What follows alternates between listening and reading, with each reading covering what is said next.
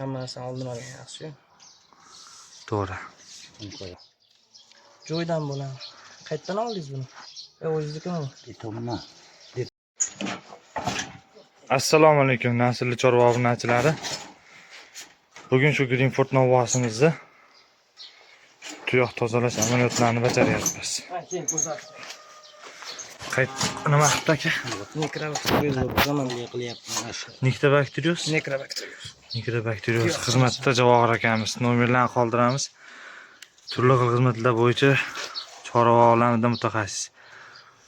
Aka buni kesib tashlaysizmi yoki tozalab davolab qo'yasizmi?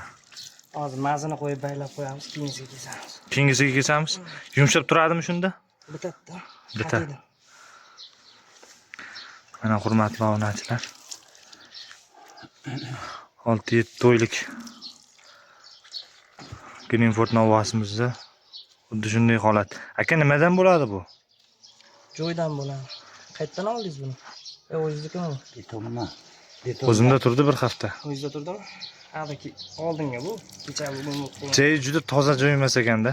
Shu joydan bo'ladi. Shundan bo'lam? Iloji boricha tagi quruqroq turgan yaxshi-da. Aka ukalar zotli mollarda ko'proq shu tuyoq chirish degan kasallik bor aka. Ehtiyot qilib joyiga ham yatib beraverasizlar. Nimalar qilish kerak? Bunaqa muammolar bo'lmaydi. Oldini olish uchun joyni toza qilsa bo'ldi. Joyni toza qilsa bo'ldi. Mana aka ukalar. Faqat nima qilibdi? Mana ko'rishlaring mumkin. Xuddi shu joyi iring bosib qolgan. Mana molni o'zini ham oyog'i sal-sal qaltiryapti. Shu joyini tozalab, mazlarni surtib hozir o'rab qo'yamiz. Tuyoq kesish jarayonini ham qo'yamiz keyingi safar. Kuzatib boringlar akalar, laykni bosib turaverasizlar. Bo'ldi aka. Nechta bo'ldi senda? O'chirdingizmi, o'chirgansiz? Yo'q, olinyapti. Jonli efirda.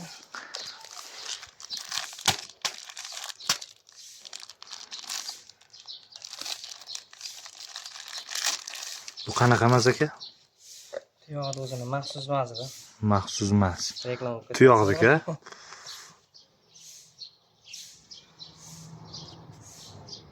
Bu endi tuyoqdalik kesishga tayyorlab beradi-da. Yo'q, kesmaymiz bu. Chirigan nekrobakteriyoz bo'lgan. Mana chirish ketyapti. Hozir buni tuyoq kesilmaydi. Tushuntiraman. Mana akalar. Tuyoqdan mana chirish ketyapti. Ey xudo. Agar oldin olinmasa ancha qiyin bo'ladi. Keyin bo'ladi. Hammasini oldin olgan yaxshi-ku. To'g'ri. Buni hozir kesmaysa, keyingi safar davolanadi. Kesilgan joyi yo'q, hozir buni. Ha, davolanadi. Bu ichiga o'tmaydimi, xudo xolasa yo nasibmi? Yo'q, xudo xolasa o'tmaydi.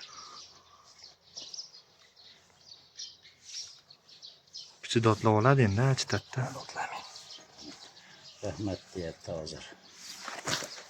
Doktorlarning ham joni sog' bo'lsin, mana hammani moliga oro berib yuradi.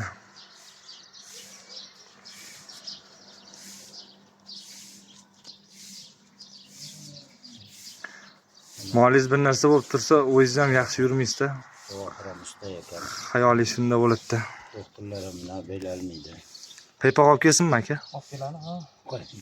Bitta paypoqni kiygizib qo'yamiz. Yana necha kunda perioska qilinadi aka? 5 kunda. Yana 5 kunda qayta perioska qilamiz. Akalar molni oyog'iga har kuni bir 15 minut, 20 minut vaqtingizni sarflab bir har bitta molni kuzatganingiz ma'qul. Sabab bu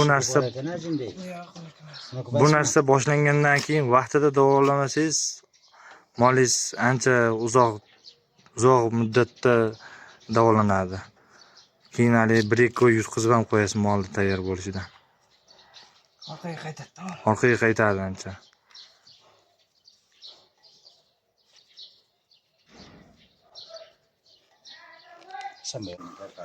Ana aka ukalar.